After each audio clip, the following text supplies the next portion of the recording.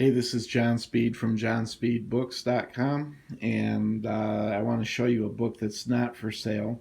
This one's from my private collection. I collect books on biblical studies. I'm showing you some of the better stuff that I have. I don't usually collect rare books. My collection's a working collection, but this one I got because it was highly recommended as a book on Jerusalem. And its title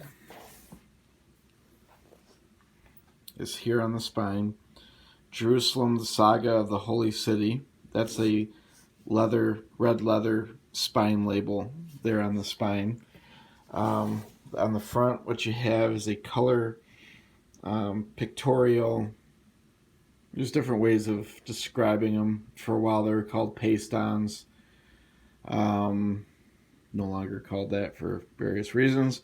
I just kind of call it just a color pictorial, um, insect cover, basically. What you've got, and well, I'll open this up. You can see that there's some offsetting to the end papers there, some browning. Here's the title page: Jerusalem, the Saga of the Holy City, with contributions, and it's got them listed. Michael Avi-Yonah is a very good scholar, Jewish scholar, produces atlases and geographies, does books on the geography of Israel and Jerusalem. You can see it was published in Jerusalem in 1954 by the Universitas Publishers. I found out recently, well, today I found out that this book has been reprinted. You can find copies of later printings of this book for, anywhere. I saw, I think, a cheap price of $35. On Amazon, prices up to $90 for the reprint of this. This is not a reprint. This is the first edition. And we know it's the first edition because of this statement here. This is to certify that this book has been printed in a limited edition with hand-colored plates for subscribers only. This copy, number 910, belongs to, and it's been left blank. This is really a neat book. I would advise you to get the reprint of it if you can pick it up fairly reasonably. I don't know if I would pay $90 for the reprint, but I'm a cheapskate, so I think you can get it. There's a dealer who has it right now for $35. You got the table of contents here, and it gives you a good idea of what's here in the book. Michael Avi-Yonah did the historical background here. And the pictorial presentation is a series of maps, views, and reconstructions. These are historical maps and views of Jerusalem going back, I'll show you. And it has a shorter bibliography on Jerusalem that looks interesting. There's a list of the actual maps in the volume with the page numbers listed where you can find them. And in the back, there's a series of plates. And so these plates are very, very nice. A whole list of the plates over here. You have 23 hand-colored plates. And you can see from the list what we're dealing with. There's plate number 1 is Jerusalem in the year 580. And we have this number 2, a pictorial map of Jerusalem and Palestine from the time of the Crusades. So, those are original manuscripts that have been reproduced here in this volume. All the text is here. That's not the point of what makes this most interesting. There are some illustrations. There's some nice maps in the text. This has to do with the fall of Jerusalem. After Josiah died. Another nice map in text. These are really very nice maps, you know, in text, but they get downright stunning here. If I can find, well, here we go. This one is a view of Jerusalem in 1483, after drawings taken on the spot by Erhard Rubich, I guess. This is dated 1486. I'm going to create some room here. There's a number of folding maps here. And this one is, I'll just give you the bird's eye view here. But they are hand colored. So when you zoom in on them, you do see, you know, the unequal coloring, some of the running from the watercolor.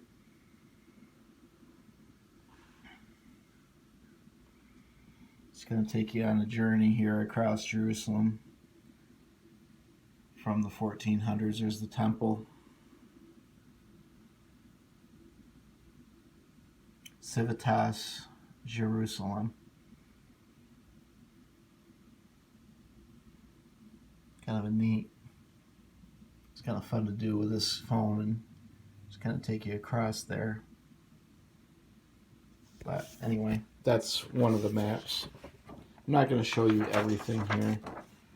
I don't know in the new edition if they have color. Well, I don't know if they have them like big folding maps is what I meant to say. This illustration type here is called a tipped in illustration, just for you book nerds. And this is Jerusalem in 1570. Etching by Franz von Hogenberg. You get the idea. People standing around, yucking it up. The water cooler. Maybe show you one of the black and white. The Acropolis of King Solomon looking west. Every one of these plates has a full description back in the text, where you're able to, you know, it tells you where various things are on the map. Right there's all the locations identified, and then you can come over here and try to figure out where those things are. You got smoke rising from the temple, sacrifices being made. It's a drawing by Julius Jotham Rothschild.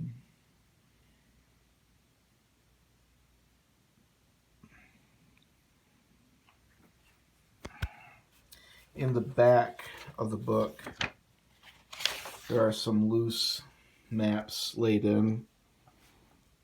I think they, well, maybe they're not. Yes, they're loose because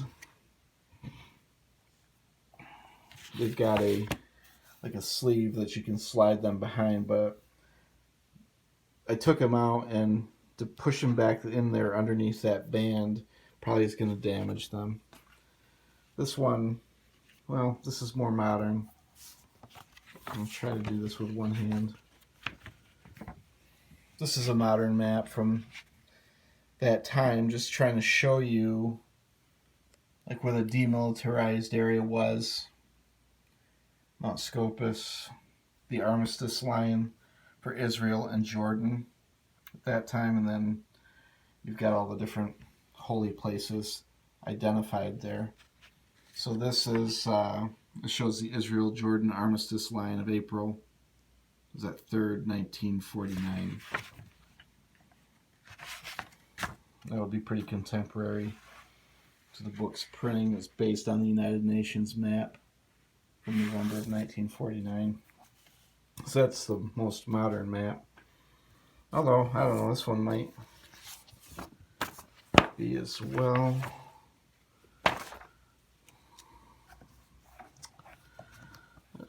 Sorry about that. Trying to do all this with one hand. I don't think I'm going to fully unfold this, but it shows all the locations of what people consider to be the holy places in Jerusalem. This is the Old City, the map of the Old City with the Temple Mount. Christian quarter, Muslim quarter, Armenian quarter, Jewish quarter, all laid out. So, yeah, part of the fun in book collecting isn't just the text, but it's the illustrations. It's often the binding as well. This is an interesting book, definitely an interesting item. It's hard to price these. This is it's a limited edition. I haven't been able to figure out how many were printed. I've got copy number 910, I guess, and I think maybe they were printed in an edition of 1,000 to 2,000 copies, something like that. If the reprints are selling for $75, the limited editions should sell for quite a bit more than that. I bought this for myself as a birthday present after I received a gift from somebody. I think I paid $75 for it. That sounds like a lot of money, but when you consider that the reprints are selling for $90, it's a really good deal. There is a copy for sale online that's signed by a previous Israeli prime minister, and that one's selling for $1,000, based mainly on probably the signature. This wouldn't be worth $1,000. It's not signed by an Israeli prime minister, but it's certainly worth more than the $75 that I paid for it. If I had to price it, I would price it probably around $250 or something like that. But it's not for sale. It's something I refer to now and then if I'm doing some research on a text that in the Bible that has to do with Jerusalem. I will look at it and read the text portion, maybe look at some of the maps a little bit if there's a question about geography.